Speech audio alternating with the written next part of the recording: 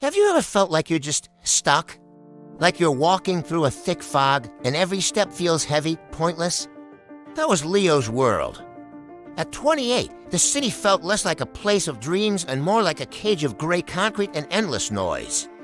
His dream of being a musician, once a blazing fire, was now just a pile of cold embers. The guitar in the corner of his small apartment hadn't been touched in months, gathering dust like his hopes every morning. The mirror showed him a stranger with tired eyes. A man who had forgotten how to even try. He was lost, adrift in a sea of his own quiet despair. Wondering if this was all his life would ever be. One rainy afternoon, seeking refuge from both the weather and his own thoughts, Leo ducked into a small, cluttered antique shop he'd never noticed before. The air inside smelled of old paper, wood polish, and something faintly like cinnamon. An old man with a kind, wrinkled face and spectacles perched on his nose looked up from behind the counter. He was meticulously cleaning a vintage camera.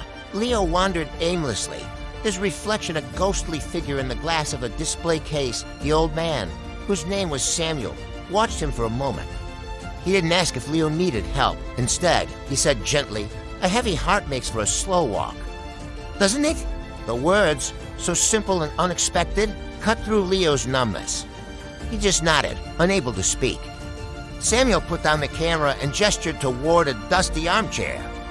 "You look like a man carrying a storm inside him," he said, his voice calm and steady. "But you know, a storm isn't just destruction. It's also what clears the air and waters the earth so new things can grow." He picked up a small, weathered wooden bird from a nearby shelf. "Look at this," he continued, placing it in Leo's palm. It was carved from a piece of driftwood, tossed and broken by the ocean for years. Someone saw its journey not as damage, but as its story. Maybe your storm isn't something to run from. Maybe it's shaping you. Leo looked at the bird, tracing the deep grooves in the wood. Hope, a feeling he thought he'd lost, flickered faintly within him. Later that evening, back in his quiet apartment.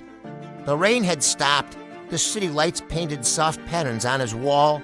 Leo held the small wooden bird, Samuel's words echoing in his mind. The journey isn't damage, it's the story. He looked at his own hands, then at the guitar in the corner. For so long, he had seen his failures, his rejections, as proof that he wasn't good enough. He saw the cracks. But what if Samuel was right? What if those weren't just cracks? What if they were the marks of his journey, the very things that could give his music a soul it never had before? A quiet shift happened inside him. The fear that had paralyzed him for so long began to feel less like a wall and more like a shadow, for the first time in a very long time.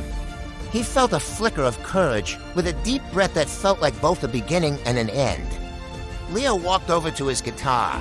He wiped the dust off with the sleeve of his shirt, his fingers trembling slightly as they touched the strings. He didn't try to write a masterpiece. He didn't try to impress anyone. He just played. A simple, hesitant chord filled the silence. It was clumsy, out of tune, and far from perfect, but it was real. There was a sound, a start. He didn't know where this path would lead, and the thought was still terrifying. But for the first time, the fear didn't stop him. He tightened a string, played another chord, and then another. He was taking his first step, not toward perfection, but toward himself. The days that followed turned into weeks, then months. Leo didn't magically become a star overnight. His journey was a slow, steady climb. He woke up early, not to the dread of another empty day, but to the quiet discipline of practice. His fingers, once stiff, found their old agility. He wrote songs, dozens of them. Some were terrible, discarded after a few lines. But others had a raw honesty he'd never been able to capture before. He started playing at a small, local cafe on open mic nights. The first time, his voice shook and only a handful of people clapped. It was humbling, but he came back the next week.